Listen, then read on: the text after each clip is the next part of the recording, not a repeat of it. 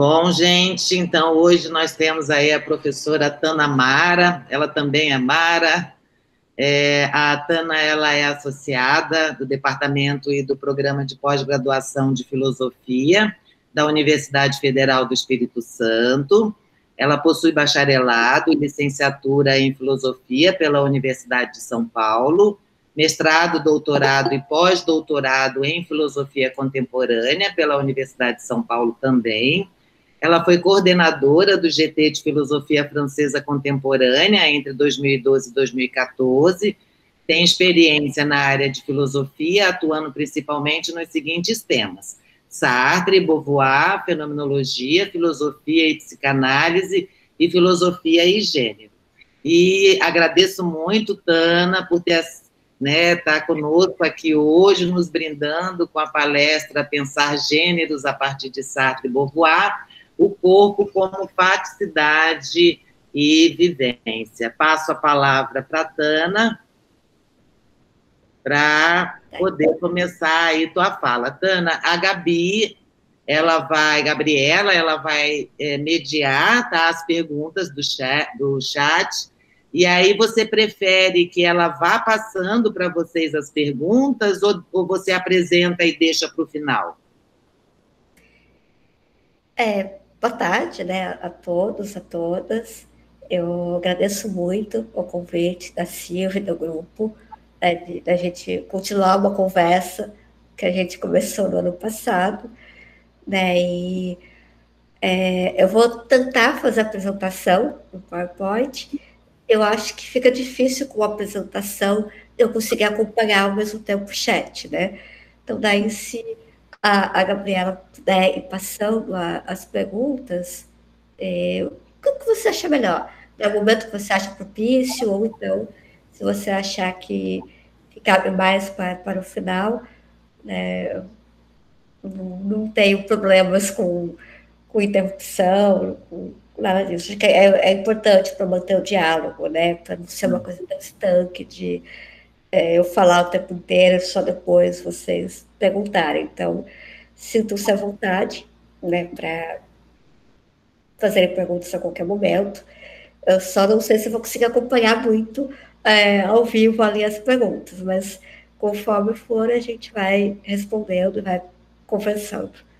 Tranquilo. Então, Gabi, você vê se as perguntas cabem no momento, e aí, na hora que a Tana der um suspirinho, aí você dá uma interrompida para colocar as perguntas para ela, tá bom? E você fica despreocupada que ela acompanha o chat e te passa, ela abre aqui a câmera para te passar as perguntas, tá? Obrigada. Eu gravei, né, a apresentação, tanto o PowerPoint quanto o PDF. Eu tentei fazer um teste agora, alguns segundos. No meu notebook, o PDF não abriu. Então, eu vou tentar pelo PowerPoint. Se ficar ruim, né, como você falou, você me avisa. Eu já passei para você o PDF, né, e a gente transfere. Tá, Otana, se você quiser, eu passei para o Dante também, que é o pessoal que trabalha junto, né? Ele pode estar passando para você, mas a apresentação tá boa, viu? Abriu certinho? Abriu, tá boa, tá boa. Então, eu vou tentar manter as duas telas para a gente ver se a gente consegue manter. Então, uma ideia, quando vocês fizeram o convite, né, era de pensar a questão de gêneros a partir tanto do Sartre quanto da Simone de Beauvoir, enfatizando o papel que o corpo vai ter na filosofia deles como facticidade e vivência.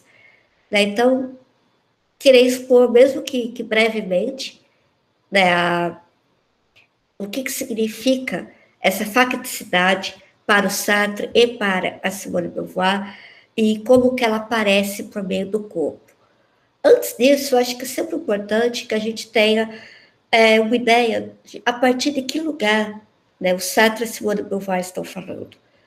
Né? Eles têm um pensamento filosófico, que a gente costuma chamar de existencialismo, fenomenologia francesa, né, que parte de Russell, de Heidegger, com a fenomenologia alemã, mas que vai ser bastante modificada ao chegar na França. Então, quando a gente olha os textos do Russell, a proposta geral é de fazer, né, da fenomenologia uma ciência de rigor, né, adotar o que ele chama de uma atitude fenomenológica que é diferente da atitude natural. E a diferença consistiria justamente nessa suspensão de juízo. Né? A gente faz uma época, nós não fazemos mais afirmações e julgamentos sobre a existência daquilo que nós percebemos, imaginamos. Né? Basta para o Russell descrever a correlação entre noese e noema, que não é mais especificamente um sujeito-objeto, que não faz referência em regime de suspensão de juízo à realidade mesma. Daí, a partir dessa proposta, nós temos com o Heidegger uma ontologização da fenomenologia. Trata-se agora de buscar a questão sobre o ser e a partir de um ente que é privilegiado, que em si mesmo é uma questão sobre o seu próprio ser. Quando a gente vai para a França, né, tem o que, a meu ver, a gente poderia chamar de uma antropologização da fenomenologia. Uma antropologização no sentido em que, tanto Merleau-Ponty, quanto em Sartre, quanto em Simone de Beauvoir, os elementos da fenomenologia russeriana e heideggeriana vão aparecer, mas focadas agora para lições mais concretas para a realidade de fato. Então, a gente tem como Merleau-Ponty, na fenomenologia da percepção, a noção de corpo próprio. A gente tem com o Sartre, no Ser ou Nada, a noção de facticidade, de uma forma, com uma série de exemplos, que essa noção aparece já em Heidegger, mas de uma forma muito ainda ontologizada, de uma forma ainda muito estrutural. E com a Simone de Beauvoir, o segundo sexo, a gente passa a ver a relação de como que essa transcendência ela não pode ser pensada sem, ao mesmo tempo, ser colocada essa imanência. Então, quando a gente olha para a fenomenologia francesa, nós vemos, a partir da fenomenologia alemã, mas contra a fenomenologia alemã, ao mesmo tempo, uma preocupação muito maior com a facticidade de fato, com aquilo que é a concretude, com aquilo que é o real, e até em questões de método, o Sartre vai dizer, e do que a literatura, nós líamos Jean Wahl como livro Em Direção ao Concreto, e era isso que nós queríamos, mas ainda era pouco, porque ir em direção ao concreto era sair de algum outro lugar. O concreto tem que ser o ponto de partida, o ponto de partida é o ponto de chegada. E essa preocupação com as questões concretas já apareciam dentro do pensamento sartriano num livro da década de 30, uma das primeiras obras do Sartre, que é o esboço de uma teoria das emoções. Eu acho muito interessante trazer esse texto, porque quando a gente olha a introdução, ele coloca uma proposta de fazer uma psicologia fenomenológica. E ele coloca essa psicologia fenomenológica entre uma fenomenologia pura e uma psicologia clássica. Por que ele coloca entre esse papel? E aqui eu vou ler dois trechos da introdução do esboço da teoria das emoções. Permanecemos de acordo que a psicologia não coloca o homem em questão, nem o mundo entre parênteses. Ela toma o homem no mundo, tal como ele se apresenta através de inúmeras situações, no café, em família, na guerra. De uma maneira geral, o que interessa à psicologia é o homem em situação. Fim de citação. Então, ele vai dizer que é preciso partir da fenomenologia, que ele concorda com o Russell, com a crítica ao que ele chama de psicologismos, que a psicologia não coloca o mundo entre parênteses. O que interessa para a psicologia é o ser humano nas diversas situações, tal como no café, na família ou na guerra. Mas, e é isso que eu acho interessante, o Sartre não chama o livro de fenomenologia. Ele chama o livro de uma psicologia fenomenológica. E ele deixa muito mais claro isso na conclusão, quando ele vai dizer que a fenomenologia pura não basta. É preciso fazer uma psicologia fenomenológica que dê conta justamente de explicar a facticidade.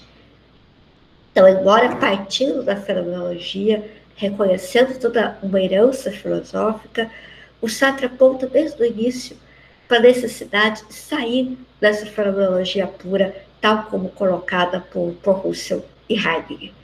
E aí eu cito trecho da conclusão. Certamente perguntarão por que convém, nessas condições, usar simultaneamente as duas disciplinas, tanto a fenomenologia quanto a psicologia. A fenomenologia pura bastaria, ao que parece.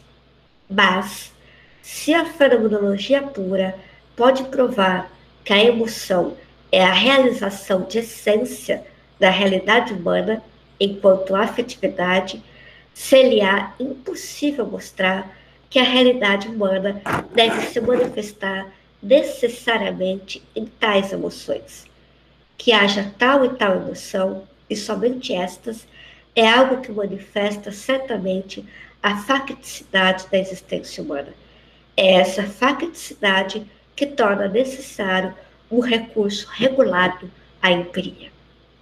Então, já no final das primeiras obras, o Sartre aponta para um caminho que não é um caminho percorrido pela fenomenologia pura, e o que falta à fenomenologia pura é justamente um estudo, uma compreensão da facticidade, das situações, porque em determinada situação tal pessoa teve tal emoção, né? Qual é a situação no café, na família, na guerra.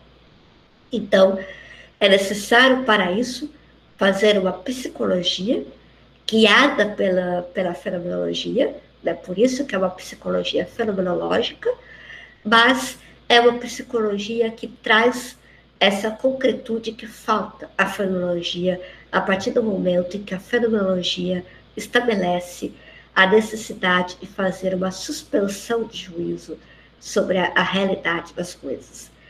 E a gente pode observar essa mesma questão aparecendo seronada no capítulo sobre a psicanálise existencial, né, no qual o Sartre vai colocar 3 níveis.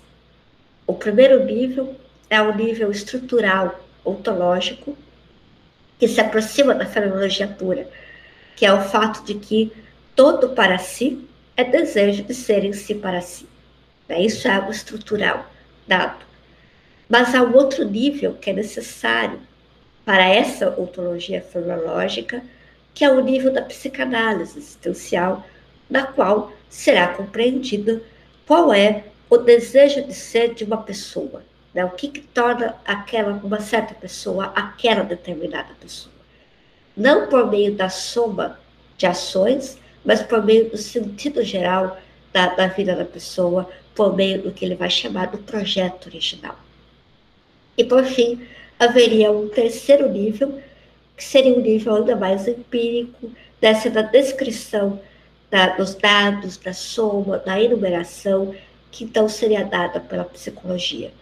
Mas observe que o Sartre aponta, né, nesses vários momentos, para esse nível que parte de uma fenomenologia, que parte de uma estrutura, mas que precisa, que não pode ser explicado apenas pela estrutura. É necessário recorrer à parte empírica, é necessário recorrer à facticidade. Eu acho importante a gente ter isso em mente ao ler tanto o Sartre, depois também a Simone de Beauvoir, como pretendo falar um pouco, para entender essa ênfase, né, no interesse da facticidade, da concretude, da existência, para entender como que o esforço do pensamento da fenomenologia francesa é o de sair do que a gente chama de uma filosofia de sobrevoo, de uma filosofia idealista, de uma filosofia abstrata. E isso é importante para a gente entender o papel que o corpo vai ter, tanto para o Sartre quanto para a Simone de Beauvoir. Né? A gente até teria alguns comentadores chamam de um neorrealismo. Não é um realismo clássico, né, mas mantém-se na fenomenologia francesa o neorrealismo no sentido em que, tanto para Simone de Beauvoir, quanto para o Sartre, quanto para o Merleau-Ponty, o mundo existe, existe um ser do fenômeno, né, como eu vou falar um pouquinho mais, existe um ser de fenômeno que faz com que o mundo não se esgote na minha própria projeção. O mundo, ele excede, ele é demais, vai além da minha subjetividade. E para entender um pouco melhor o que significa falar em facticidade, e aqui eu vou focar, né, primeiro no Sartre e depois na Simone de Beauvoir, para entender o que os dois colocam como facticidade, eu acho importante que a gente vá para o Serenado para entender como que o Sartre estabelece uma relação entre liberdade e facticidade, que seria o que ele chama de situação. Para isso, é importante que a gente veja, logo no início do Serenada, o Sartre coloca, né, que há duas regiões de seres, que ele vai chamar uma região de para si e a outra de em si. E que é necessário que a gente compreenda as relações que unem, de fato, essas regiões que são incomunicáveis de direito. Né? E são duas regiões que mantêm uma diferença. O para si não é o em si, e nem o em si é o para si, mas, de fato, concretamente, eles estão sempre unidos. Eu não consigo separá-los, eu não consigo isolar um elemento do outro. E é por isso que, já na primeira parte do Serenada, o Sartre vai começar colocando, né, a questão de que é necessário partir de um outro ponto de vista que não de Descartes. O Descartes começa por separar esses elementos. E ele vai partir do ponto de vista heideggeriano, que é pensar a relação humana no mundo. O que nós temos, o que é dado, é que o ser humano é do mundo, e nós conseguimos compreender o que é o ser humano e o que é o mundo, compreendendo já essa relação.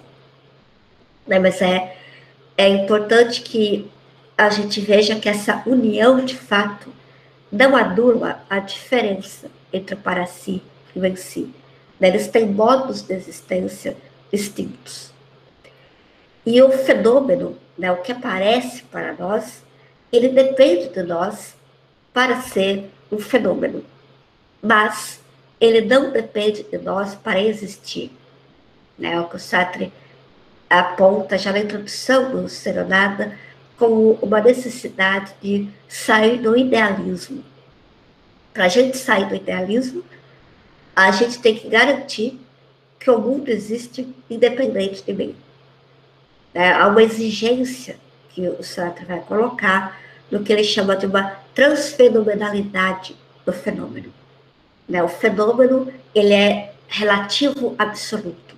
Ele depende de mim para ser colocado como um fenômeno, com um certo sentido, como uma certa coisa, mas ele não depende de mim para existir.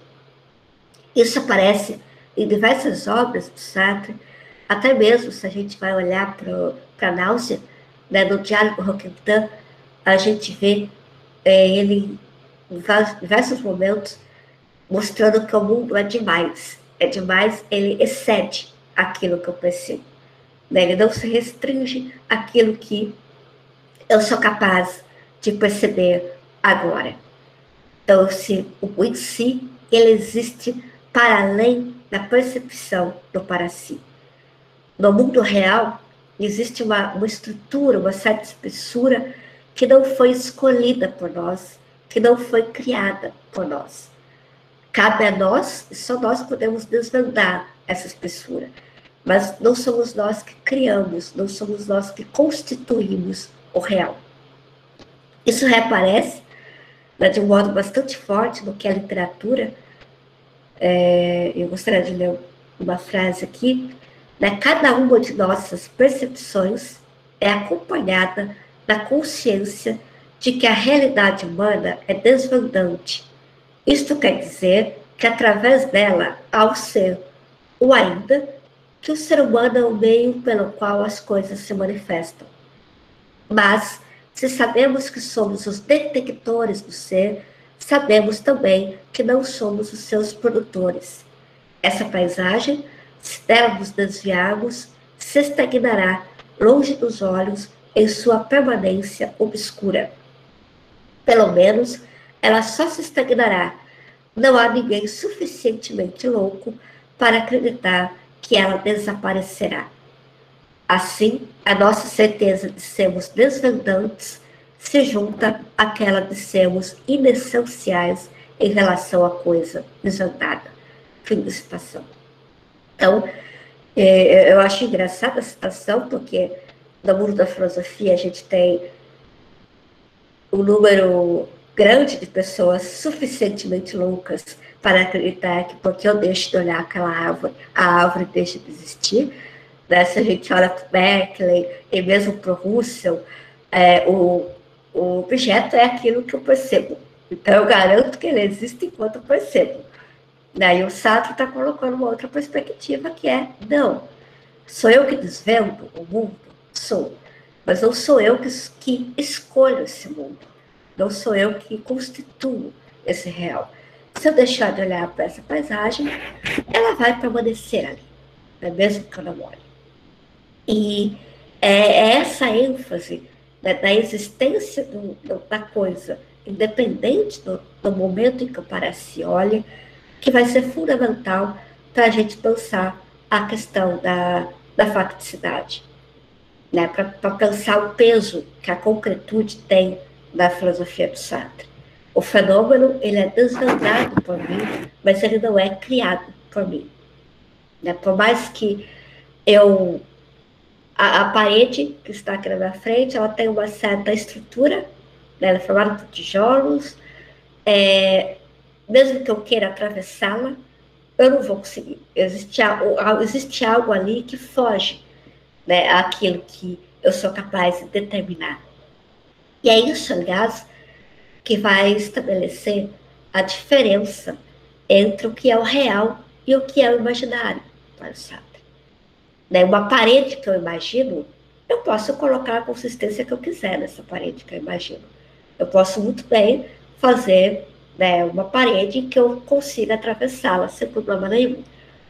Né, eu posso, e aí vem um monte das enquetes cômicas, né, eu posso construir uma pena que seja difícil de carregar, uma bigorna que seja leve, e aí cria situações de rompimento com o que é o concreto, aquilo que a gente espera do objeto. Né? Mas a parede real, ela tem uma consistência que não é determinada por mim.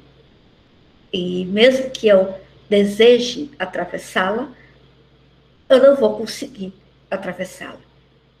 Tudo isso para dizer que o mundo não é o correlato do nosso desejo.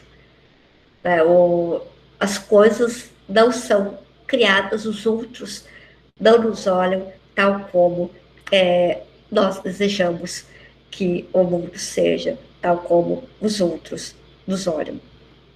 E esse ponto de partida é fundamental para que a gente faça um pouco um maior equilíbrio entre essas duas noções de liberdade e facticidade. Né? Porque a gente vai para o Sartre e fala o tempo inteiro que a liberdade ela é absoluta, que ela não é determinada, mas há um certo esquecimento de compreender que essa liberdade que é absoluta, que não é determinada, ela só é vivida em um mundo e diante de outros que nós não escolhemos. Então, se mantém, né, a liberdade como absoluta, essa liberdade como que não existe nenhuma determinação, causalidade.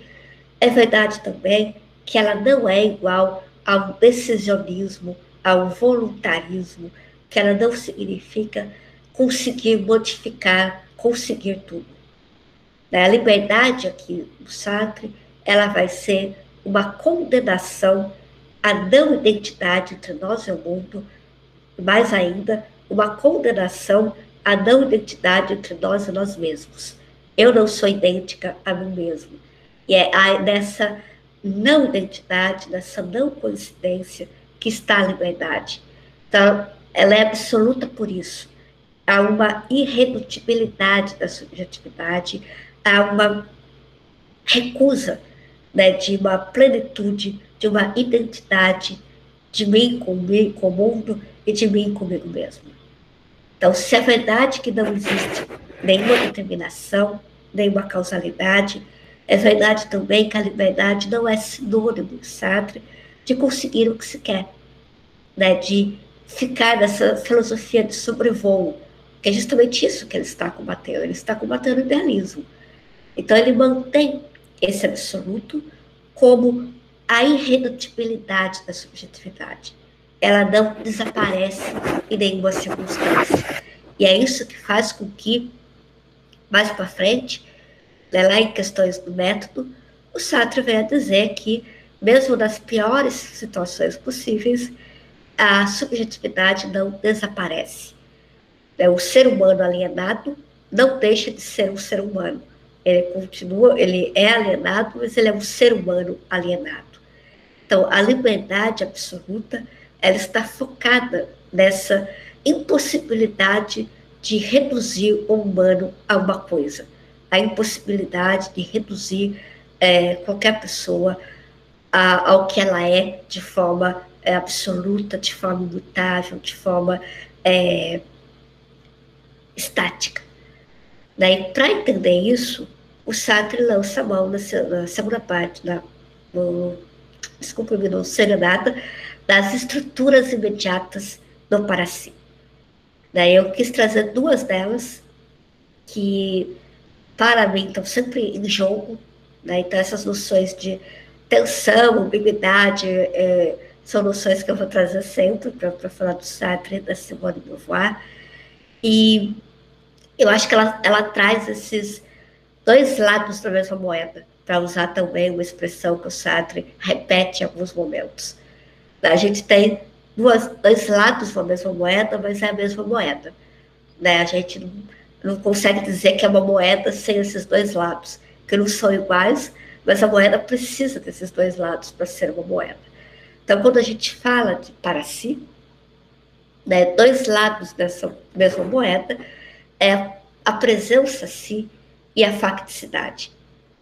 Na presença si, o Sartre vai mostrar como que essa consciência, né, e aqui ele parte do Husserl, da noção de intencionalidade da consciência, né, eu acho que vocês sabem, mas rapidamente a consciência não é uma substância, ela não é uma coisa, ela é sempre um movimento em direção ao mundo. Ela é mais temporalidade do que espacialidade.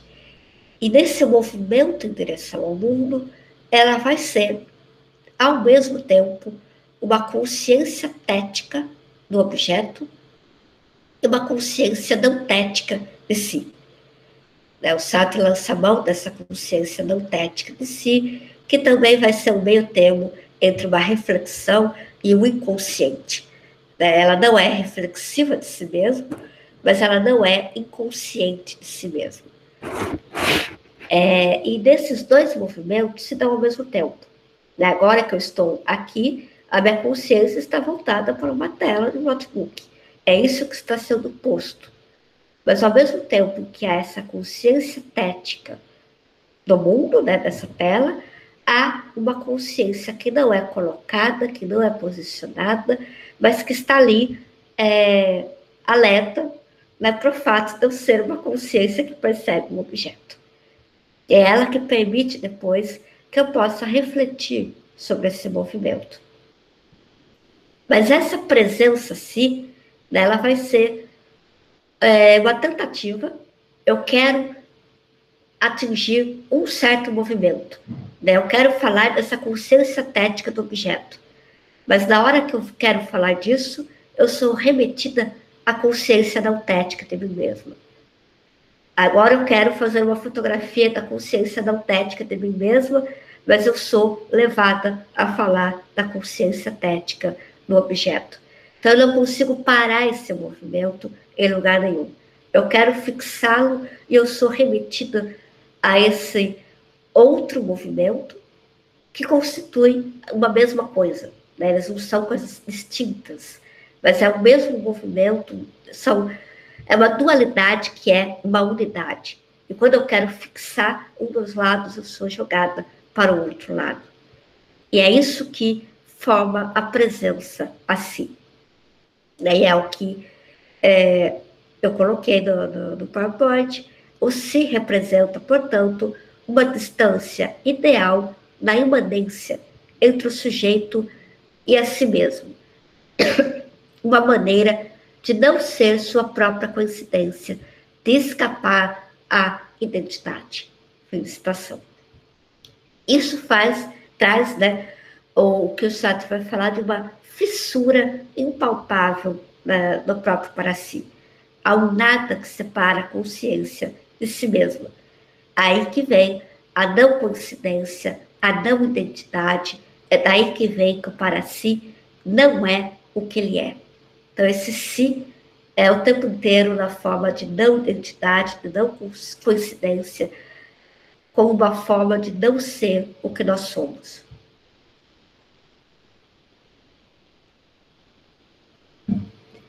E sempre, né, que a gente fala da presença si, eu vou colocar isso daqui a pouco, é lembrado um exemplo que o Sartre utiliza de um garçom. Né? O garçom, ele brinca de ser garçom.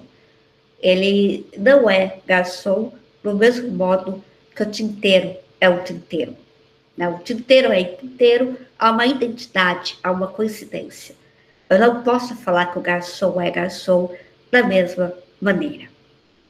Mas, e é isso que eu estou tentando enfatizar aqui, umas linhas depois de falar isso, o Sartre coloca uma outra citação, que é a de que, todavia, não resta dúvida que, em certo sentido, eu sou um garçom.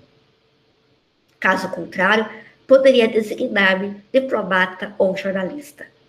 Porém, se eu sou, não pode ser a maneira do ser em si, e sim sendo o que eu não sou. Então, se o garçom brinca de ser garçom, de uma certa maneira, que não é da identidade, que não é da coincidência, eu posso dizer que ele é o garçom.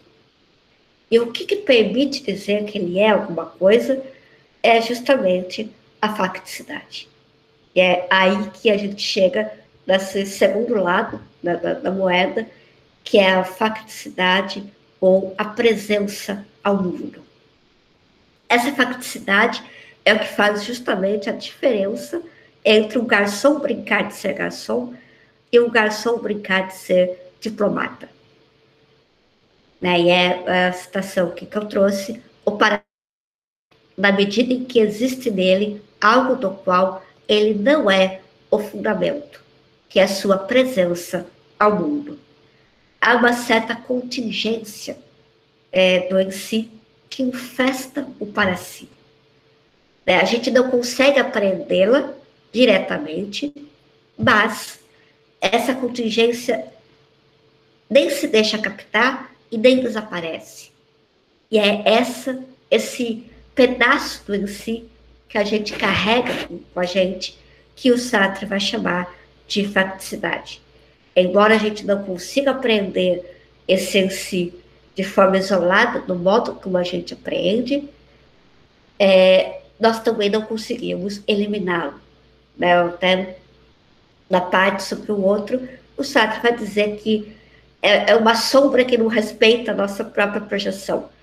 Né? Não é exatamente uma sombra, mas é aquilo que acompanha a gente e vai deformando a gente, que vai colocando formas distintas no que a gente mesmo deseja projetar. Mas é uma sombra que a gente não elimina, né? Que nós não conseguimos eliminar. Eliminar essa sombra seria recair no idealismo, seria voltar a uma filosofia de sobrevoo no qual a concretude não importa, não tem peso algum. E nesse momento, o Sartre se volta justamente para o exemplo do garçom. Então, inicialmente, o Sartre coloca, lá quando ele está falando da fé e da presença si, que o garçom brinca com a sua condição para realizar. Então, o garçom nunca vai ser idêntico a si mesmo. Sempre vai ter um jogo, uma brincadeira, uma fissura, um nada que se instala entre o garçom e a sua brincadeira de ser garçom. Mas, ao falar da facticidade, o Sartre retoma o exemplo do garçom para aprofundar aquela frase que ele já tinha colocado. Em certo sentido, eu sou garçom. E é o momento em que ele diz: se eu tenho que brincar de ser garçom para sê-lo, seria inútil brincar de ser diplomata ou marinheiro. Desculpa, não é marinheiro, não é marinho. Eu não seria. Esse fato incaptável da minha condição, esta impapável diferença que separa a comédia realizadora da pura e simples comédia, é o que faz com que o Paracy, ao mesmo tempo em que escolhe o sentido da sua atitude, de sua situação, e se constitui como fundamento de si em situação, não escolhe a sua posição. Então, o garçom brinca de ser garçom porque ele não é idêntico a si mesmo. Mas é diferente se ele brincasse de ser diplomata ou marinheiro. Ele não o seria. E não seria por quê? Porque o lugar em que ele está brincando de ser garçom é no café, é no bar. Porque o que ele está fazendo é carregando bandejas. Porque o dinheiro que ele ganha é o dinheiro da gorjeta que às vezes nem é repassado para ele. O que ele ganha não é, de forma alguma, o mesmo salário do diplomata. E os horários nos quais ele trabalha não são os horários que o diplomata trabalha. Então, essa facticidade, esse rastro de em si, que a gente carrega, é o que permite dizer que nós somos alguma coisa. Então, isso a gente não consegue eliminar.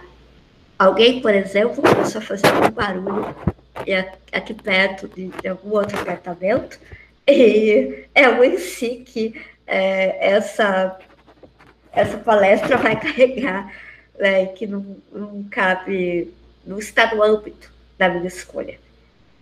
Então, nós somos alguma coisa, mesmo que na forma de não identidade, mesmo que na forma de uma não coincidência. Se não fosse isso, a liberdade seria aquilo, e é o momento no qual o Sartre faz referência, seria a mesma coisa que o Platão fala no livro 10 da República. Há um momento ali em que, com o mito de Dier, o Platão coloca que as almas escolhem totalmente a vida que vão levar, escolhem todas as posições, tudo que ela será. E o Sartre está fazendo uma filosofia que vai na contramão dessa percepção. O que ele quer mostrar é que nós não escolhemos a nossa posição. A facticidade é uma estrutura imediata do Paracy. É algo que nós carregamos. É um resquício, é o nosso passado, é o nosso corpo, são os nossos arredores, são os outros, há uma série de elementos que nos constituem e que nós não escolhemos, que não nos constituem como identidade, que não nos constituem como coincidência, mas que não podem simplesmente serem apagados. E é justamente aí que o Sartre começa a falar da questão do corpo. Eu vou fazer essa associação, como que, numa parte seguinte, o Sartre vai mostrar que é verdade que não há coincidência consigo mesmo, que nós somos como na maneira de não ser, mas nós somos também em um certo mundo, em uma certa facticidade. E sem essa facticidade, não é possível afirmar que nós somos. O que permite afirmar que o garçom é um garçom é a facticidade, é o lugar em que ele trabalha, é a bandeja que ele carrega, a rapidez que ele tem que passar em outras mesas, são as gorjetas que ele recebe. Entre as facticidades, a gente tem o corpo. Quando a gente olha para o Serenada, o Sartre deixa claro que o corpo aparece de vários modos. O corpo pode ser apreendido de vários modos. Um deles, e é o primeiro modo, ele vai chamar do corpo como para si ou a facticidade. No corpo, então, ele é justamente esse em si que nós carregamos, que nós não escolhemos, mas sem o qual nós não somos. É isso que o Sartre vai chamar de vivência, que como tal não pode ser totalmente apagado. Aqui eu vou citar, o Sartre: seria impossível para mim realizar um mundo no qual eu não seja e que eu fosse puro objeto de contemplação que eu sobrevoasse. O corpo é dado concretamente na plenitude, como sendo a disposição mesma das coisas, enquanto para si a transcende rumo a uma nova disposição. O corpo está presente em toda ação, ainda que invisível. Ele é vivido e não conhecido.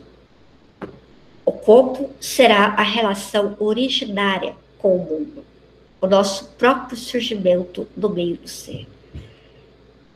Depois, o Sartre passa a falar de outros aspectos do corpo, como o meu corpo é conhecido pelo outro e como eu conheço o meu corpo a partir do olhar do outro. Mas, em primeiro lugar, existe essa vivência do corpo como facticidade, como algo que não é escolhido por mim e que eu carrego, que eu não consigo eliminá-lo, de forma que ele estará sempre presente, de forma que ele estabelecerá a própria concretude desse para si. Eu estou falando isso para, talvez mais na discussão, justamente para apontar que, se a gente vai pensar em gênero, a partir do Sartre, e eu quis tentar uma perspectiva um pouco diferente do que a gente conversou no ano passado, mas que chega no mesmo ponto, que a gente não pode esquecer dessas questões estruturais, dessas estruturas do para si, de pensar a liberdade e a facticidade no que ele vai chamar de um equilíbrio instável. E eu não sei, tem um brinquedo de infância, que para mim, pelo menos, é muito comum, que é a gangorra, e a própria Simone de Beauvoir vai dizer: a filosofia oscila muito entre dois extremos. Oscila entre ou só uma subjetividade abstrata que pode tudo, uma liberdade de sobrevoo, ou só uma facticidade que determina e anula a subjetividade. Então a gente fica oscilando entre uma liberdade total, que pode tudo, um idealismo, e um realismo que pensa em termos de determinação, uma facticidade que determinaria. E o que o Sartre propõe com esses dois lados da moeda é que a gente pare de brincar um pouquinho de gangorra e que a gente talvez fique mais no bozu, naquele equipamento de ginástica, que a gente tem que fazer um equilíbrio que não vai tanto para os extremos. Se a gente vai para um extremo, a gente cai. Então, a gente tem que ficar ali se equilibrando um pouquinho mais para um lado, um pouco mais para o outro, mas sem as extremidades. E se existe essa liberdade, essa subjetividade, que não é nunca determinada, ela não existe a revelia de uma facticidade, de uma concretude que também nos constitui. Então, essa liberdade não pode ser apenas um decisionismo que ignoraria a própria concretude, tanto do mundo quanto dos outros. Por isso que eu insisto nas noções de ambiguidade e tensão, né? E para pensar o corpo, a gente tentaria colocar que é óbvio que para o Sartre o corpo não nos determina, né? Até o trecho que eu acabei de ler, né? O para si transcende o corpo. Essa facticidade que é o corpo não determina o que eu sou, mas eu sou esse corpo de alguma maneira. Né? Eu não sou esse corpo de uma forma determinada, de uma forma limitada, de uma forma de causa e efeito, mas eu não posso meramente apagar, eliminar essa concretude. A gente pode, por outro caminho, mas falar algo semelhante a partir da Simone de Beauvoir. Aqui eu vou para a segunda e última parte da apresentação. Também a gente vê nela uma preocupação de ir em direção ao que é o concreto e pensar essa relação do concreto com a subjetividade de uma forma a não anular nenhum dos dois lados. Ela joga o tempo inteiro com as noções de transcendência, imanência, infinito, finito, liberdade e facticidade. E ela é mais explícita ainda que o Sartre ao dizer que não se trata, como pensava Hegel, de superar um paradoxo, né, de pensar uma síntese, mas trata-se de assumir a própria ambiguidade. Se a gente vai lá nos diários da Simone de Beauvoir, né, que foram publicados faz poucos anos, é interessante observar uma adolescente, uma jovem, começando o curso de filosofia, daí ela trazendo, e eu vou ler algumas frases, né? Eu não quero mais ser tão abstrata. Eu não acredito que nós devemos levar tudo para questões metafísicas. Aí uma outra citação, no qual ela tinha um namorado, né, que é um primo dela, e ela comenta, né, já que se obstina em querer construir pensamentos do absoluto. Ele deveria praticar Kant. Ele não chegará jamais a nada nessa direção. Então, mesmo quando a gente olha para uma Simone de Beauvoir de 19 anos, 20 anos, todo o foco dela era o de sair de um pensamento abstrato, era de não pensar em termos de um absoluto abstrato, de questões metafísicas, mas de se voltar para aquilo que era a concretude. E quando ela assume, nesses textos também da década de 40, né, que ela fará uma moral existencialista, ela reconhece que a fenomenologia traz ferramentas que permitem pensar a relação entre uma subjetividade, que é transcendência, que é liberdade, e, ao mesmo tempo, uma condição que é imanente, que não pode ser apagada. Eu trago aqui duas citações muito breves de dois textos anteriores ao Segundo Sexo, né, Pirrui e Cinéas, de 44, em que ela começa a discutir a relação entre o que ela vai chamar de projeção e situação, transcendência e imanência, e facticidade e liberdade. É o que ela coloca, de certo que a violência existe. O homem é, ao mesmo tempo, liberdade e facticidade. Ele é livre, mas não desta liberdade abstrata posta pelos estoicos. Ele é livre em situação. Então, essa liberdade não pode ser pensada ao mesmo tempo sem estar em situação. Daí, a violência vai entrar nesse ensaio justamente como uma amostra de como que a facticidade interfere na liberdade. E isso vai ter respaldos depois para o que ela vai tratar no Segundo Sexo. Então, o que a gente vê no Segundo Sexo é justamente que a facticidade da mulher é diferente da facticidade do homem.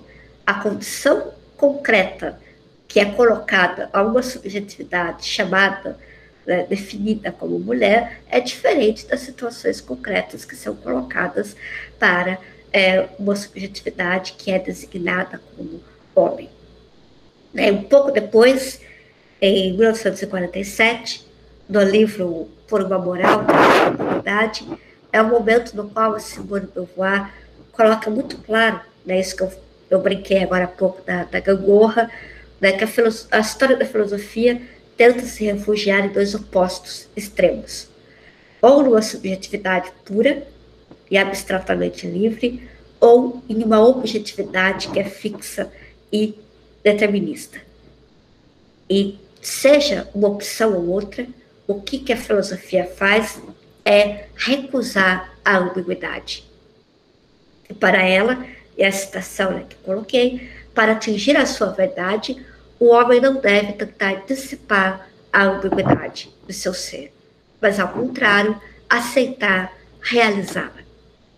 Então, trata-se aqui, para a Simone de Beauvoir, de realizar a ambiguidade, de assumir essa ambiguidade que aponta, ao mesmo tempo, para uma subjetividade e uma objetividade, que aponta, se a gente quiser usar a linguagem de Sartre, que não é o que a Simone de Beauvoir utiliza, ao mesmo tempo, um para si e um em si, que não faz com que a gente escolha ou um para si, que tudo pode, ou um em si, que tudo determina e nada deixa ao para si. Ela acentua aqui o que ela vai chamar de tensão constante de um ser humano que não cria o mundo, que não escolhe a sua facticidade, não escolhe o seu lugar, não escolhe a época em que nasce, não escolhe resultados de eleições, não escolhe o próprio corpo. Mas essa mesma subjetividade que não escolhe nada disso, ela só vivencia isso de modos a dar sentidos, a desvelar essas facticidades de um modo ou de outro. Da liberdade, ela aparece aqui, por uma moral da liberdade, como um movimento de libertação. E esse movimento de libertação que é feito em um certo mundo já dado e diante do olhar dos outros. E é esse jogo entre facticidade e liberdade, nessa tensão constante, que a Simone de Beauvoir vai manter quando ela escreve O Segundo Sexo. O Segundo Sexo, publicado em 1949, mas já quando ela escrevia esses outros textos, ela já fazia as pesquisas para o Segundo Sexo, e o que ela coloca ali em jogo é qual é a situação concreta que é colocada para um certo grupo de seres humanos que são chamados de mulheres. Quais são essas condições específicas que fazem com que ao assumir a subjetividade, o exercício da liberdade por parte da mulher, seja mais difícil que esse assumir a liberdade por parte daqueles que são chamados de homens.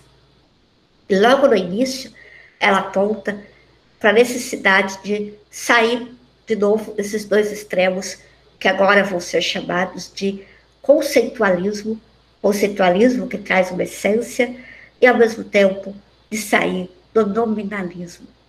Ela diz que é verdade que não existe uma essência feminina, mas não dá também para esvaziar totalmente o sentido da palavra. No sentido em que ela vai dizer, sem dúvida, não dá para dizer, então o que basta é dizer que todos nós somos seres humanos. Vamos sair dessa essência que define tanto o que é uma mulher e o que é um homem, mas vamos cair no nominalismo que vai dizer, vamos parar de falar de homens e mulheres e vamos dizer que todos somos seres humanos.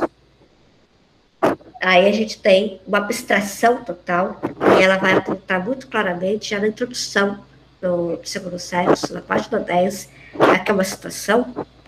Sem dúvida, a mulher é, como o homem, um ser humano, mas tal afirmação é abstrata. O fato é que todo ser humano concreto sempre se situa de um modo singular.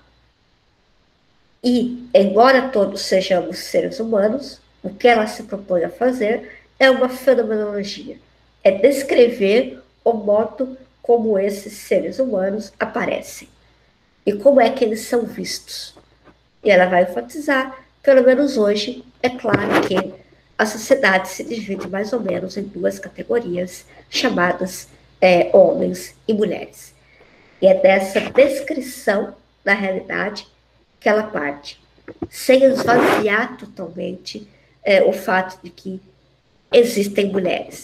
E aqui tem toda uma discussão, né, atual, que de várias vertentes dos feminismos, se faz sentido ou não, né, ainda, né, não só manter, isso já é bastante claro, né, não mais manter uma perspectiva dualista, né, binária, mas também se faz sentido ainda falar em mulher.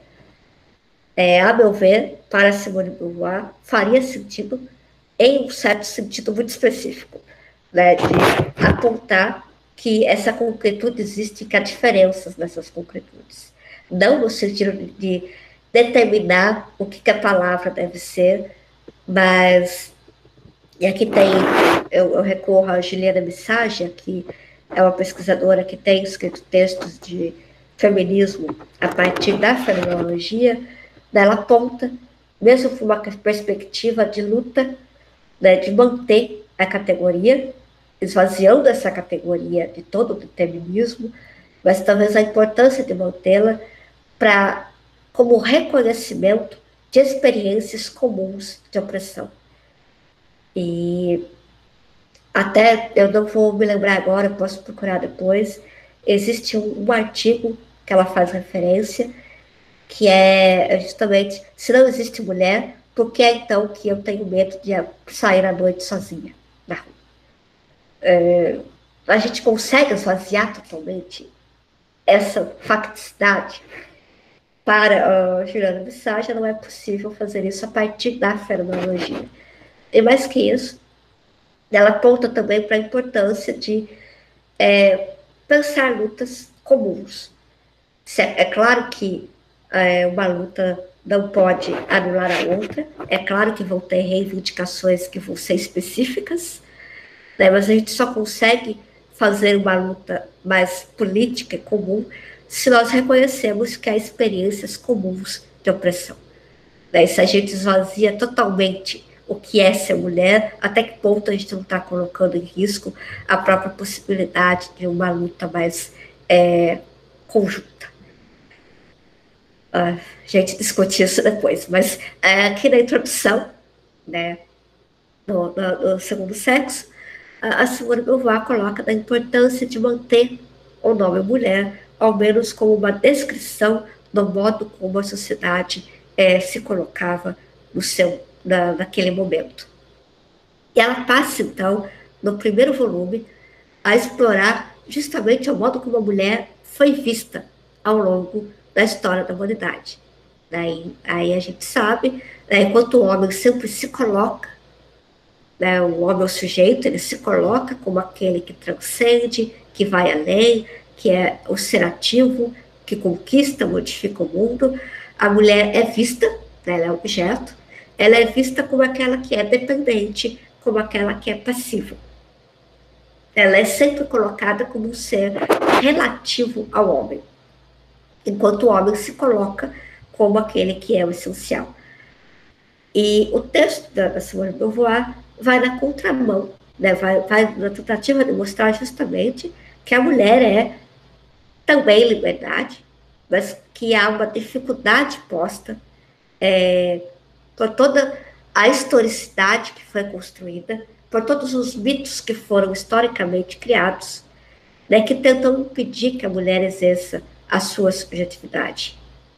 Então, ela passa a escrever o segundo sexo para se colocar contra as imposições que tentam naturalizar a mulher como inferior, como passiva. E é o momento no qual ela descreve como que a biologia, a psicanálise e o materialismo histórico fizeram da mulher um destino. Eu queria falar um pouquinho desse primeiro capítulo, que são os dados da biologia, E aqui a Simone de Beauvoir é exaustiva, eu não sei se vocês já leram, mas para quem é da filosofia, até um pouco chato, o quanto que ela descreve, porque os animais tais agem desse modo, eles reproduzem desse modo, é assim que eles cuidam dos filhos. Ela faz uma descrição extremamente longa até chegar ao ser humano. Quando chega ao ser humano, de novo, ela passa a descrever todas as alterações hormonais pelas quais a mulher passa todo mês, até chegar, né, o momento da menopausa, e ela faz isso justamente para mostrar a importância do corpo na constituição do ser humano, para dizer que é impossível pensar um ser humano sem esse corpo. Mas a gente não pode falar isso sem falar também que esse corpo não determina o que o ser humano vai ser. Então, sempre esse jogo, sempre essa tensão. Então, ela se coloca contra a biologia, quando a biologia tenta pensar o corpo como aquele que determina o que a sociedade é. Mas ela não deixa de reconhecer a importância dos dados que a biologia traz.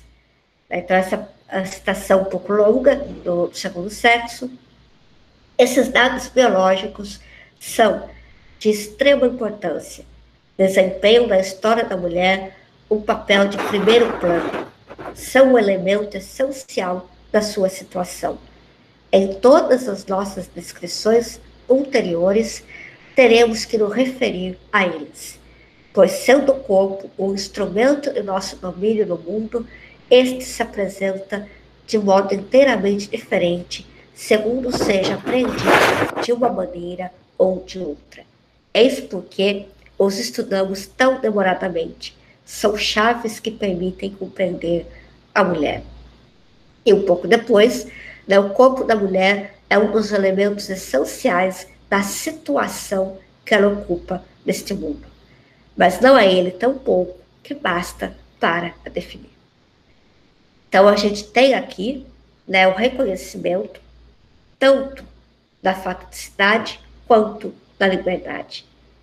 Né, esses dados biológicos e que ela explora, e explora de forma exaustiva, cansativa, é o sinal de que Simone de Beauvoir aceita o papel importante que o corpo desempenha nas nossas vidas. E ela vai perseguir isso segundo o sexo inteiro, até quando ela chega no segundo volume, né, que é o momento no qual ela vai mostrar a passagem da infância para a adolescência da menina, né, o momento da menstruação, e como que essas marcas significam. Mas ela deixa claro, e esse é o segundo ponto, né, para mostrar que a menstruação na época dela era um tabu, mas era um tabu não por conta da menstruação em si mesma, era um tabu pelo modo como a sociedade lidava com a questão da sexualidade da mulher, e era um tabu pelo modo como que, a partir da menstruação, se colocavam impedimentos maiores à menina. Né? Agora você pode ser mãe, etc. Então, ela também deixa claro como que, em outra sociedade, com outro modo de lidar, a menstruação teria um outro sentido. Né? Ela deixaria de ter o aspecto de tabu que tinha para a sociedade francesa em meados do século XX. Então, ela não ignora, né, o corpo, né, que é a vivência, que é a nossa facticidade, que é o modo como nós nos colocamos no mundo, é um elemento essencial da situação que nós ocupamos no mundo. Mas não é o corpo que define o que é essa subjetividade. É uma chave, a gente não pode falar de um ser humano sem falar do seu corpo, e é o que ela fala na primeira citação, né, em todas as descrições ulteriores, teremos que nos referir a eles, a esses dados biológicos. Mas esses dados biológicos não explicam o que é esse sujeito. E é interessante que, quando a gente prossegue lendo Simone de Beauvoir, essa questão do corpo, dos dados biológicos, vão ser extremamente importantes. Se vocês já leram A Velhice, Daí ela diz, é necessário falar, é necessário mostrar essa facticidade. A gente ignora o tempo todo, é como se a velhice não fosse constituída de um corpo em determinado estado. A gente precisa recuperar a importância dessa facticidade. E mesmo quando a gente vai ler, né, o livro de despedida, entre aspas, dela, Sartre, ela descreve ali de uma forma que muito cruel, né, continência solidária, mas para ela esse aspecto biológico é essencial para compreender a situação do ser humano no mundo.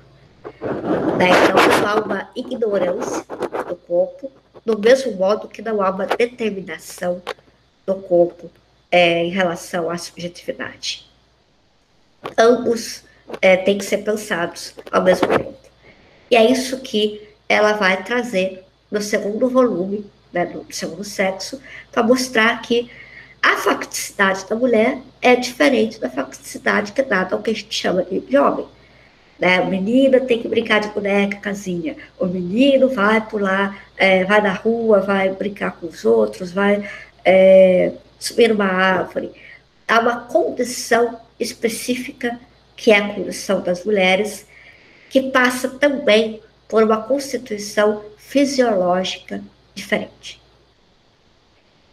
Isso permitiria, né, que, embora Simone de Beauvoir não utilize a diferença que a gente faz hoje de sexo e gênero, em alguns momentos ela faz uma diferença entre o que ela chama de fêmea e mulher, né, que a gente pode aproximar um pouco. Quando ela fala de fêmea, ela está falando mais dos aspectos biológicos.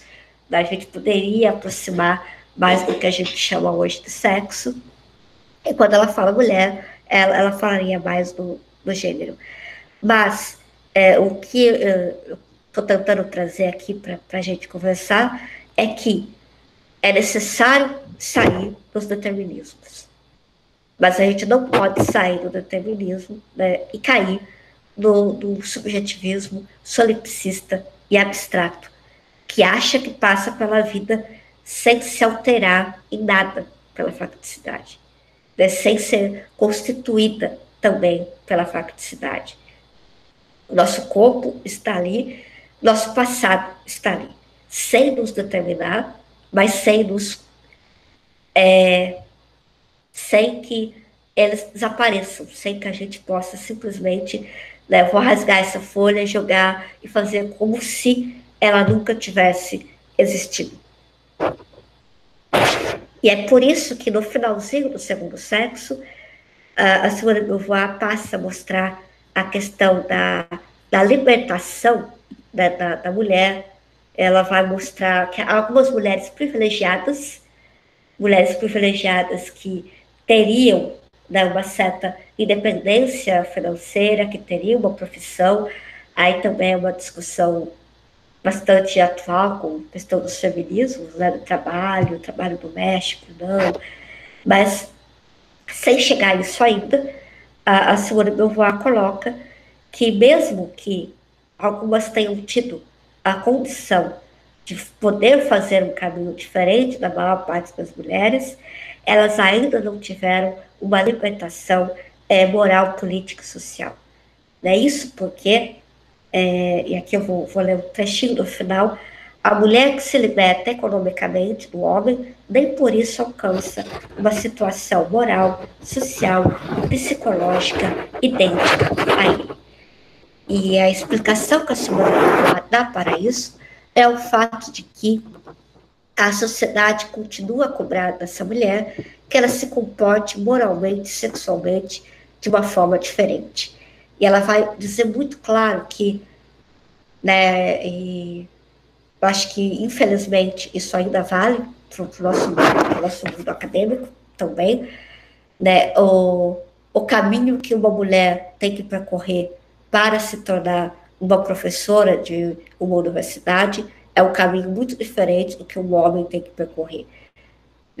Tem vários estudos que mostram tanto que a porcentagem de mulheres que passam por questões de assédios dentro da universidade é muito grande, É muito difícil que uma mulher passe por uma formação universitária sem que não tenha tido algum episódio de assédio, e é isso que a Simone de Beauvoir está recorrendo. Ela está querendo mostrar que existe todo um passado que a gente carrega, esse passado é a nossa facticidade. Então foi muito mais pesado para nós o que a gente teve que enfrentar do que um homem normalmente tem que enfrentar. E esse passado, ele é modificado, ele pode ser ressignificado, mas ele não deixa de existir. Né? Ele também constitui uma facticidade. E essa facticidade, esse passado que é distinto, que é pesado, faz com que nós, mesmo as mulheres que têm uma profissão, que sejam independentes financeiramente, ainda não estejam com uma subjetividade tão livre quanto os homens. Então, ela traz também o tempo todo, né, essa noção de uma facticidade que permanece, que sem determinar não pode ser completamente eliminada, não pode ser completamente, não determina, mas não é eliminada. Com isso, né, eu acho que o que eu queria trazer é mostrar como que pensar em gênero a partir do Sartre, da Simone de Beauvoir, é pensar numa existência que é transcendência, que é liberdade, mas que se faz em um mundo que é dado diante de outros, diante de uma série de facticidades que não são escolhidas por nós.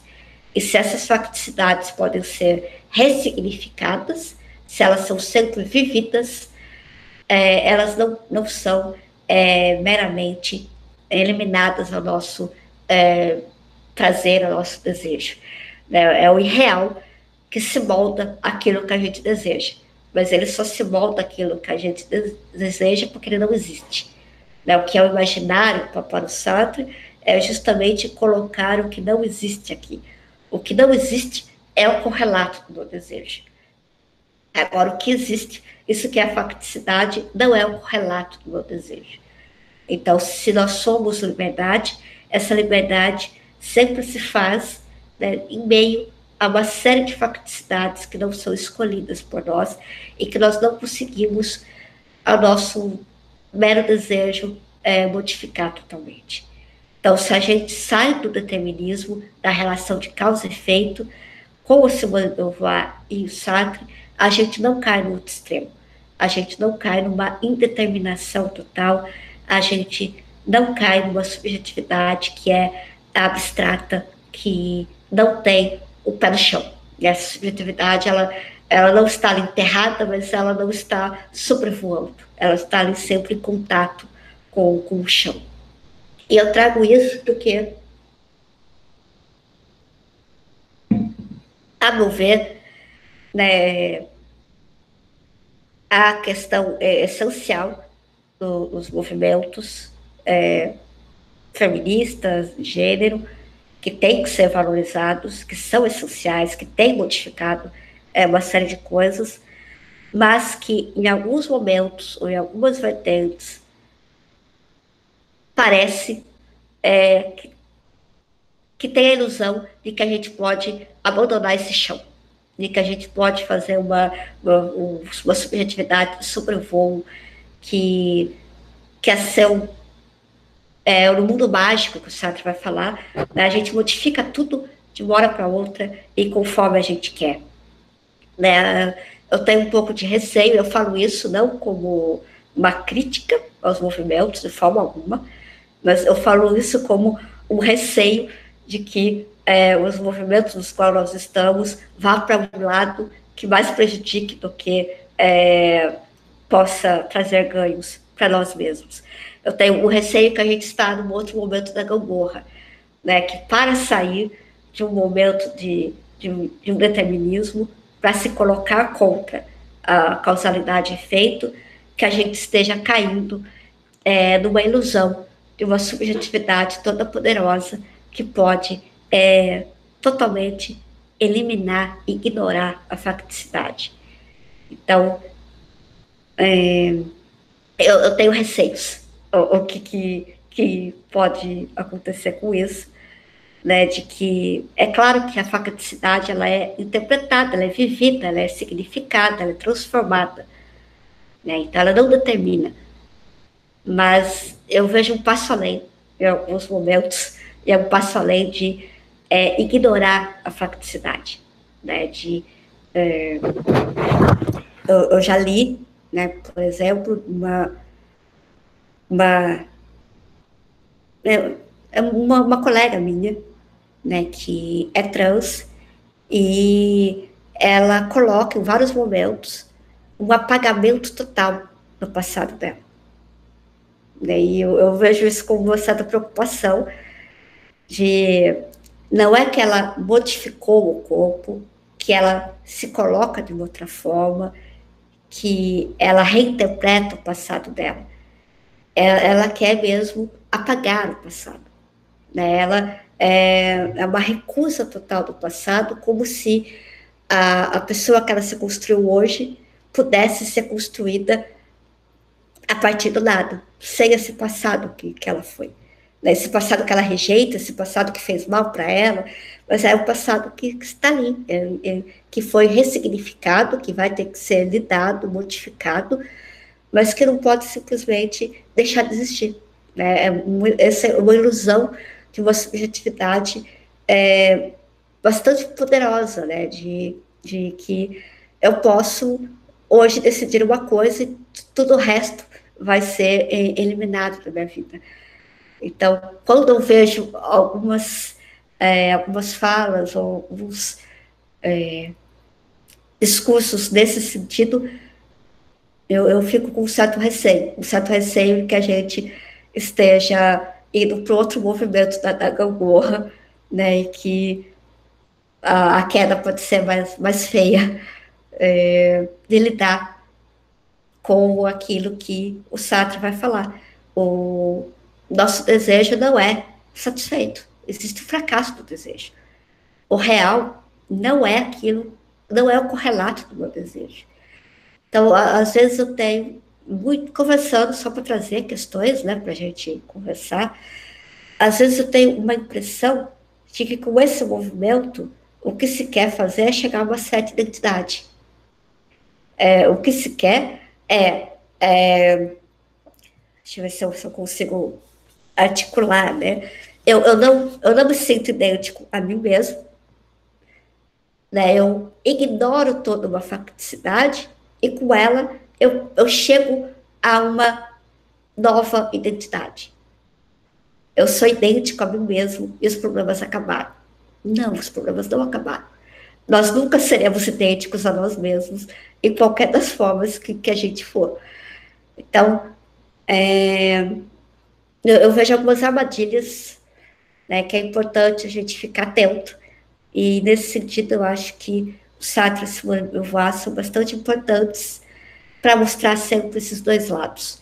Nem determinismos, totalmente contra determinismos, mas, ao mesmo tempo, mostrar que nós somos seres concretos, que nós estamos diante de outros e que nós temos um corpo, uma situação familiar, econômica, etc., que não desaparecem meramente porque nós desejamos, que nós podemos transcendê-la, significá-la, modificá-la, mas que não há como apagá-las.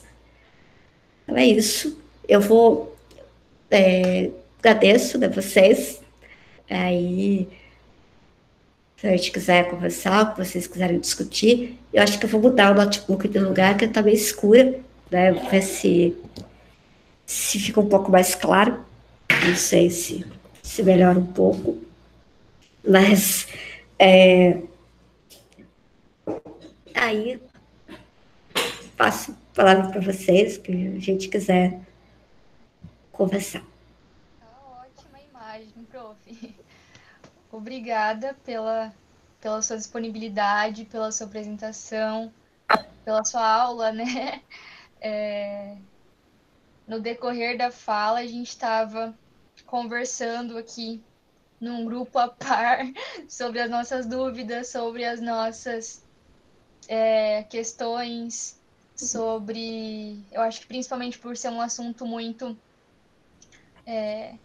atual, tenha bastante dúvida, né? Tenha bastante questões. Se, bom, o pessoal quiser escrever ali no chat as perguntas, eu posso passar para a Profitana. Se não, se quiserem também pedir para falar, a gente também dá a vez aqui para vocês fazerem a pergunta diretamente para a professora. Tana, eu tenho as minhas dúvidas aqui, as minhas anotações. Primeiro, eu gostaria de falar do capítulo do seu livro no Sartre e a Política, que é um livro com textos muito bons. O seu texto me chamou muita atenção quando eu comprei no colóquio do ano passado já. E assim, são muitas reflexões que trazem. E uma das minhas questões, que na verdade surgiram agora com a tua apresentação, seria se durante, né, até eu acho que por conta da época da Simone ter escrito, ela fala bastante de mulher, homem, mulher, homem, mulher, homem, e ela traz, assim como Sartre, também muito essa dualidade. Se seria possível pensar em uma teoria de gênero pro existencialismo fora dessa dualidade homem-mulher. Essa é uma das minhas questões que eu penso bastante, né? Agora me surgiu bastante com a tua fala. A outra é só um comentário que, enquanto você falava sobre esse apagamento da história anterior do sujeito, me lembrou de uma outra palestra que a gente teve no ciclo mesmo, do Matteo Bernardino, se não me engano é esse o sobrenome dele, não sei se você já o conhece, ele é um homem que acabou de fazer o mestrado dele na Federal aqui de Curitiba, do Paraná, e ele fala e ele é um homem trans, ele se intitula transhomem, e ele faz questão de usar o termo transhomem porque ele diz que a experiência dele como trans vem antes da experiência como homem. E ele também fala que essa construção dele como homem trans comporta também a experiência anterior dele como uma mulher ou como uma performance de feminilidade de alguma forma. E eu acho que tem muito a ver isso que você diz, dessa tua preocupação e disso que ele mesmo pontua também, disso que ele mesmo indica como sendo essencial para compreender a vivência de homens trans. E a outra, a última, prometo, mas a última questão que eu queria pedir para você tem aqui nesse capítulo mesmo, que eu estava até olhando hoje à tarde, que você diz assim, que se é verdade que, por um lado, não há determinação alguma, que o espaço da subjetividade construtiva se mantém em qualquer circunstância, é verdade também que essa construção não se faz de forma abstrata, mas sempre diante de um outro que nos define a nossa revelia, e sempre com um corpo que não pode ser ignorado. E a minha pergunta seria se o próximo passo para a gente pensar numa teoria de gênero um passo, né? A gente falou bastante do corpo, das questões do para si. Se a próxima etapa seria pensar esse olhar do outro diante dessa construção do gênero, ou se tem mais algum outro elemento que você acha que seria primordial para a gente conseguir pensar e continuar desenvolvendo uma teoria de gênero para Sartre. Eu acho que é isso.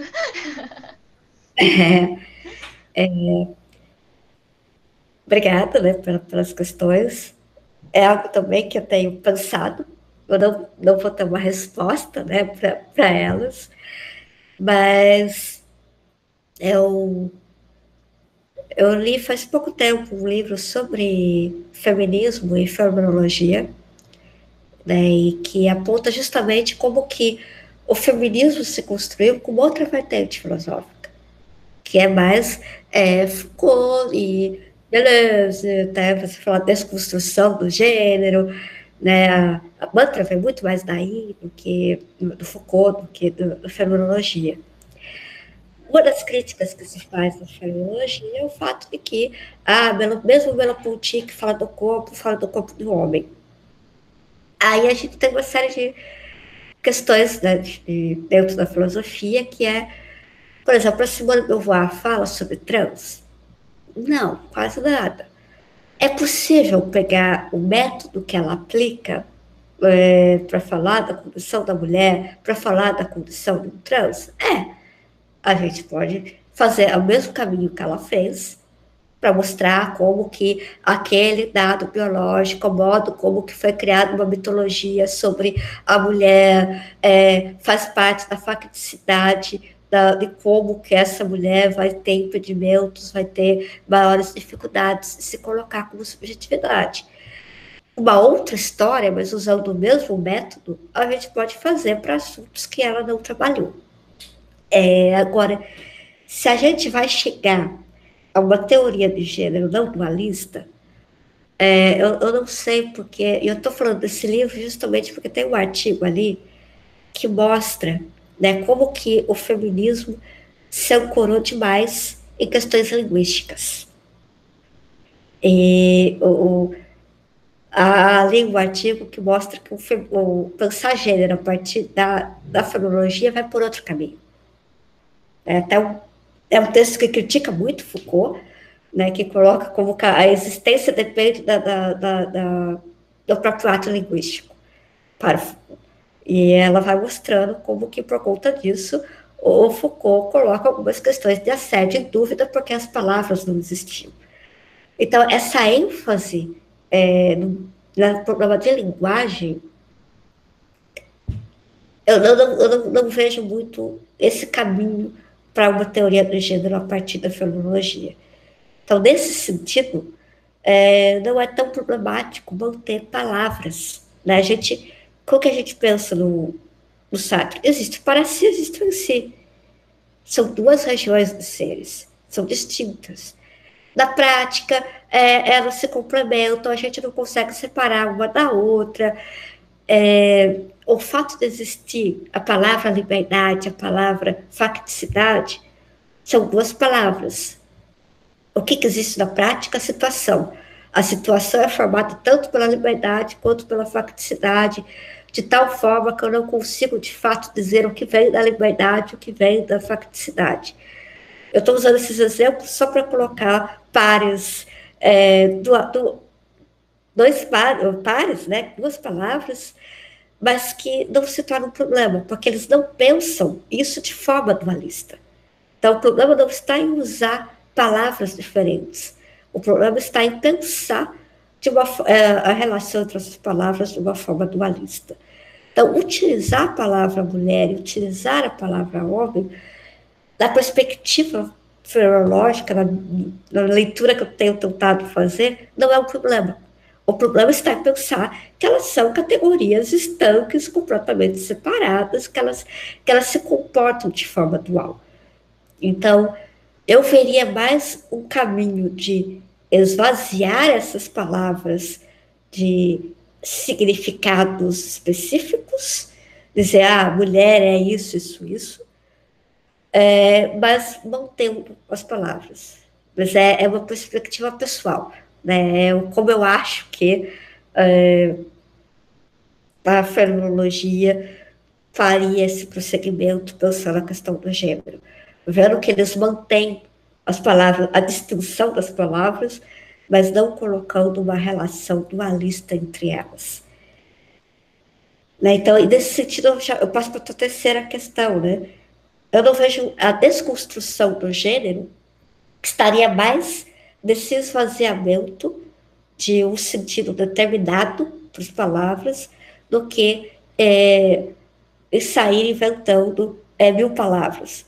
Porque se a gente parte da fenomenologia, né? Até um trecho que eu li. Para Simone de Beauvoir, cada um vai viver aquilo de forma singular. Então, mesmo que eu utilize a palavra mulher, cada pessoa vivencia o ser mulher de uma forma diferente. Então, o problema não está na palavra, o problema está mais a questão está mais no modo de vivenciar o próprio corpo do que encontrar palavras distintas para isso. É o que eu acho, pelo menos, eu venho pensando, pelo menos a partir da leitura que eu faço da fenomenologia. E a questão que você colocou do transhomem, né, que foi também uma palestra que vocês tiveram,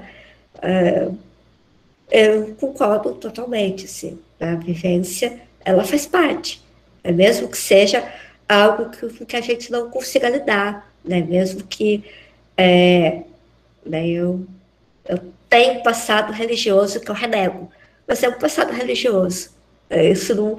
O Serenado Santos vai falar, né? Eu estudei na escola X, eu tive catapora. Isso ali são marcas que permanecem, que são vivenciadas, que são modificadas, mas que fazem parte da vivência, que não podem ser totalmente apagadas. Né? Então, eu concordo com o que você colocou.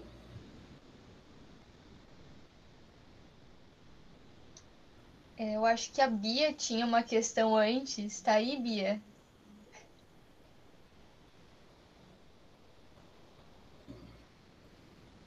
Vamos ver. Aí. Apareceu. É difícil pensar sobre isso, né? Na verdade, as suas perguntas estavam bem perto do que eu estava pensando, né? Quando eu li o capítulo. Inclusive, muito, muito bom, Tana. Tipo, super didático e faz um caminho sobre a ontologia, que são textos muito complicados, né? De uma forma muito natural. Então, muito obrigada, né? Por isso. Mas, assim, acabou que você, né, fez as perguntas que eu estava pensando, mas com a resposta da Tana, né, deu para pensar um pouco mais sobre isso, o quanto que realmente o que parece que o que é necessário é essa revolução científica, né, no sentido da gente tentar tipo expandir esse pensamento dualista de sim, não, certo, errado e tudo mais. E que às vezes é renegado, né? A gente vai mais para o social do que para o filosófico, sendo que é o filosófico que, de certa forma, sustenta, né, como pensamos, quem somos, como sociedade, como indivíduo. Não sei se ficou muito, muito abstrato, mas também lembrei, né, quando a Tana falou da máxima da fenomenologia, né, voltar às coisas mesmo, retomar a vivência do ser. E uma coisa que ela coloca no capítulo dela, né, de respeitar essa subjetividade. Então, tentar, de alguma forma, retomar o fenômeno dessas pessoas, né, transhomens, transmulheres, ou né, não binárias, e tentar fugir do nosso binarismo para conseguir entender essas vivências que são completamente diferentes das nossas, né? Então, sei lá, parece que esse é o caminho, mas eu não consegui, né, pensar em mais algumas perguntas além do que a Gabi havia colocado. Eu acho que eu não sei até que ponto, né, quando a gente fala de compreender dessas vivências binárias que não são as nossas, né, que não é a minha, por exemplo, que eu, não binárias e tal, a gente não cai no essencialismo. Porque é como se a gente dissesse que toda mulher cis vai ter a mesma, significa a mesma coisa. No limite, é isso que a fenomenologia traz, cada um tem uma vivência diferente. Né? Só uma psicanálise existencial, como o Sartre coloca, que daria conta dessas subjetividades. Então, quando eu não sei até que ponto essa vertente linguística não está categorizando ainda mais. Né? A gente está criando vários nichos, mas a gente ainda não saiu da casinha. A gente ainda não saiu da perspectiva de uma identidade. Então, a fenomenologia ela levaria, sem precisar mudar tanto as palavras, né, a gente conseguiria entender que cada um vivencia de forma diferente. Né? O que um transhomem vivencia é diferente do que um outro transhomem vivencia. O modo como ele lida com o corpo, o modo como ele se coloca, o modo como ele lida com o passado. Então, essas vivências são sempre singularizadas. Né? A partir da tua fala, eu sei que talvez a fenomenologia vá num ponto mais radical do que os feminismos linguísticos, porque a gente ainda estaria pensando em enquadramentos. A gente ainda estaria pensando em identidades, que não é mais 2 identidades, que são 50, mas LGBTQI, mas ainda continuam sendo identidades. Ainda continuam sendo nichos nos quais nós nos identificamos e que nós nos definimos a partir disso.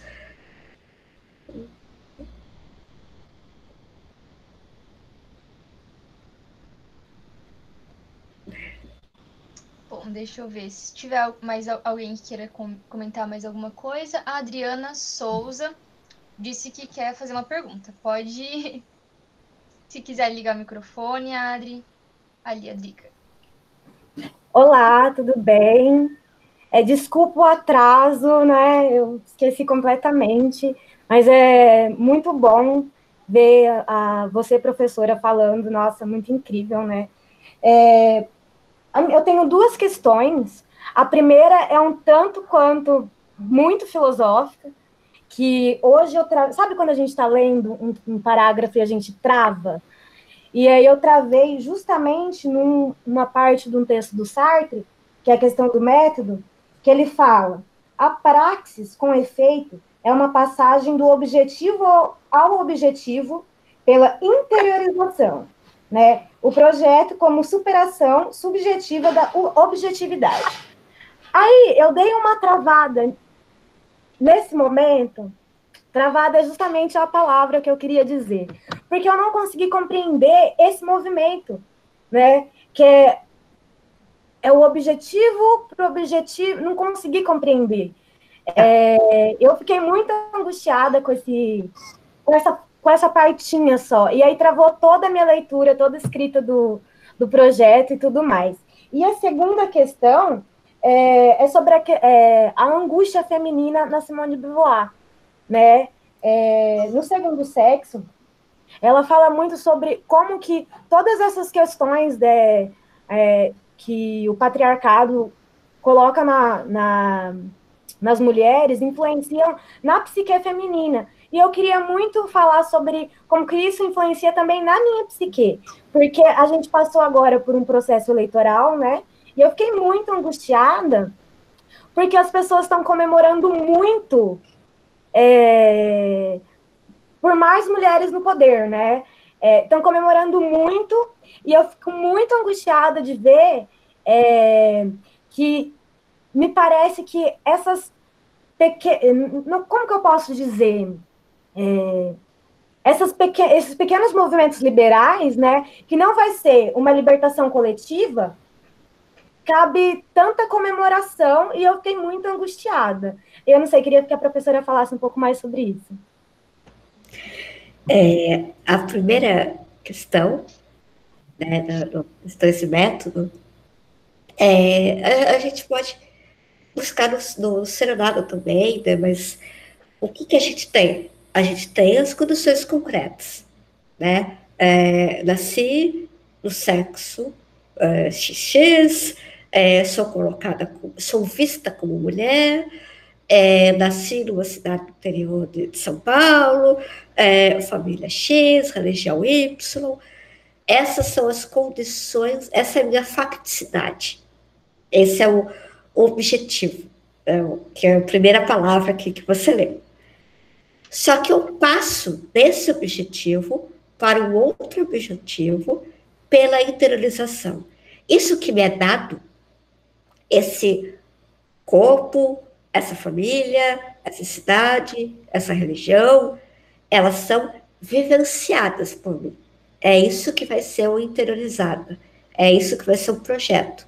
Daí eu supero isso que é dado, eu transcendo isso que é dado, eu vivencio isso que é dado. Mas como é que eu vivencio isso? Eu vivencio abstratamente? Não, eu vivencio concretamente.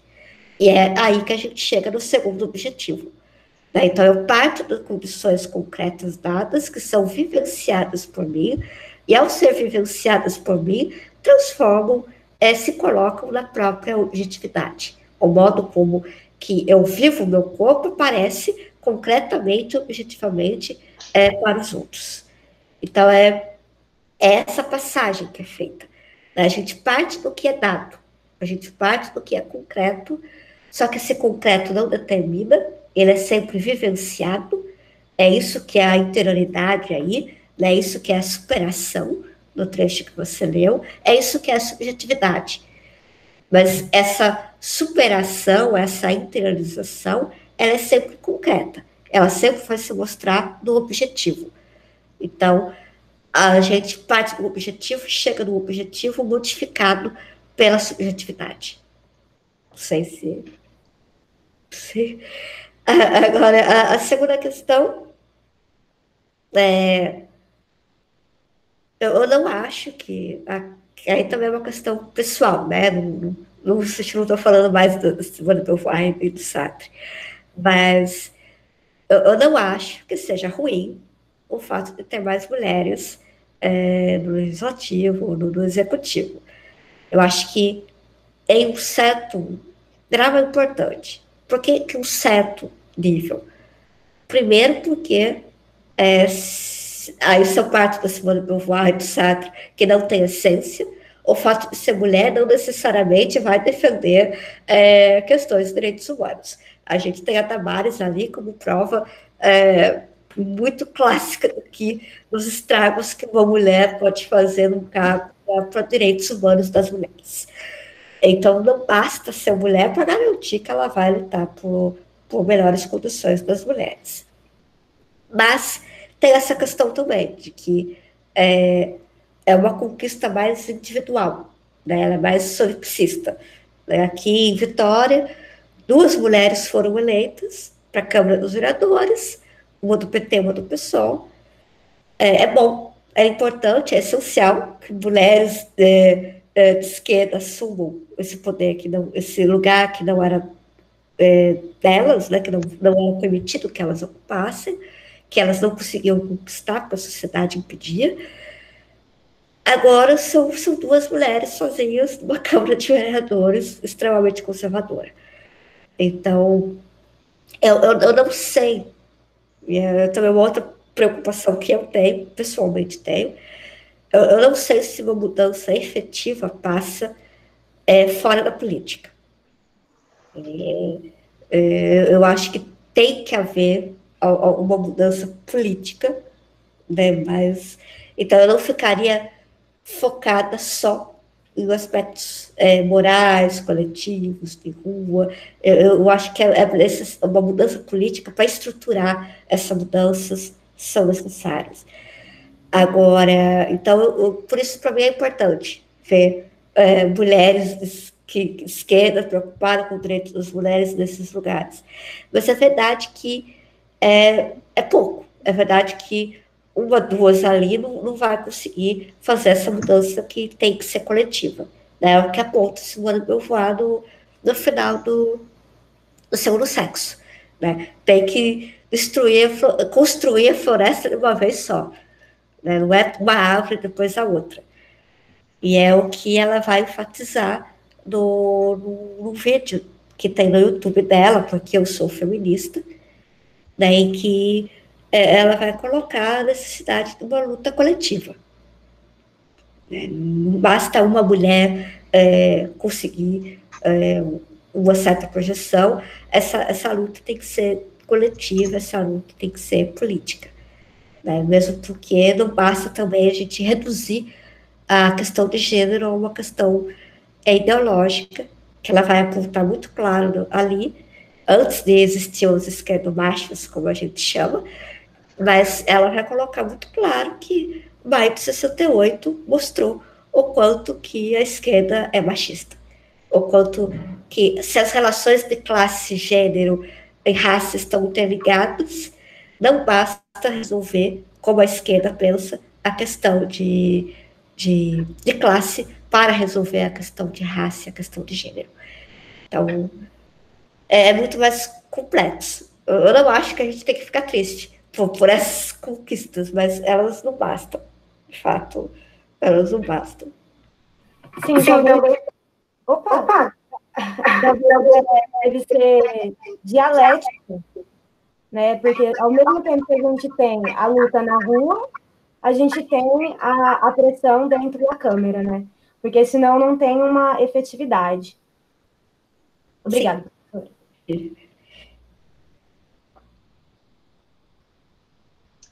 Tá ótimo. Tem mais alguém que tem alguma questão? Não sei se aqui no chat não tem ninguém. Acho que tivemos boas discussões também. Agora, se o Jamara quer falar alguma coisa a mais também, pode falar, prof. Ana, assim como você, às vezes eu fico preocupada em colocar algumas coisas e até pela minha ignorância, né, falar alguma besteira ou ser mal interpretado. Mas eu achei muito pertinente esse questionamento que você está trazendo, e eu nunca tinha pensado por essa perspectiva, e me pareceu muito próximo, não sei se é bem isso, ao próprio questionamento que o Sartre faz na relação entre Hegel e Marx, né?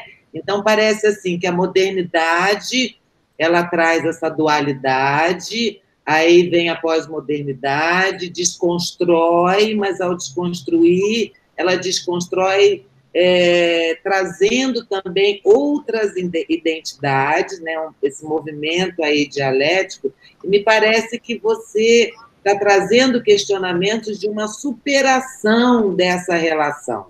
Né? Não sei se eu entendi bem, mas é tipo assim, olha, é que nem Marx, você fala assim, olha, tem a questão material também aí, né? Mas aí vamos pensar, não vai ser isso que determina, não é a palavra, ou o conceito, ou a categoria que vai definir a pessoa, né? Você chama a atenção para a vivência mesmo, né? A singularidade, não dá para destruir uma biografia, porque essa biografia, foi por essa biografia que a pessoa está também na condição em que ela está hoje. É como se, de repente, o negro fosse, para negar, né, a negritude, tivesse que estar negando toda a história de escravidão, da colonização, de tudo isso, né? Então, nós chegamos onde nós chegamos justamente pela história, por nossa história, por aquilo que a gente resistiu. E se a gente, muito bonito, eu acho, achei muito interessante, você falou, se eu destruo o ponto meu de resistência, né, pelo que eu brigo, né, pelo que eu vou berrar e falar do porquê hoje eu sou trans, ou do porquê hoje, né, eu não quero mais que ser violentada por um homem, né? Muito bonito, muito, muito interessante aí essa proposta de superação, justamente, desse dualismo aí. Eu tenho pensado muito nisso, assim, de tentar ver as armadilhas, né, que a gente está caindo, porque a gente pensa que a gente espera, mas na verdade a gente está criando a mesma coisa, né? A gente está multiplicando a criação da mesma ideia. Então, às vezes eu fico com essa impressão de que a gente, ao invés de criar 2 palavras, nós estamos criando 50, e todas elas com a mesma função das 2 palavras, de identificar, de né, tornar todos aqueles dentro daquele quadradinho iguais. E se a gente sai um pouco desse problema linguístico, talvez a gente consiga superar mais de fato, né, entendendo que o que importa é mais do que a palavra, o que importa é a biografia, é a história que cada um constrói. Eu acho que a fenomenologia ia mais para esse lado, pensando em questões de gênero. Mas se a gente for pensar em movimento, né, de contradição e superação, talvez seja uma etapa necessária também, né, para identificar o contraponto a essa dualidade. Eu fico pensando assim, você chama a atenção a esse cuidado, né, no sentido assim, olha, estamos aí criando outras categorias, né, a questão linguística carregada também de uma identidade, mas no movimento histórico talvez seja necessário também ter acontecido isso, né? Eu acho que, por um lado, né, essa identidade como uma luta política é importante, mas ela traz também ela traz em contrapartida essa ilusão, né, de que eu me identifico.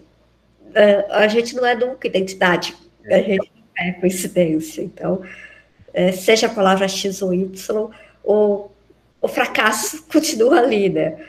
Essa angústia continua. Com certeza. Você está na vanguarda.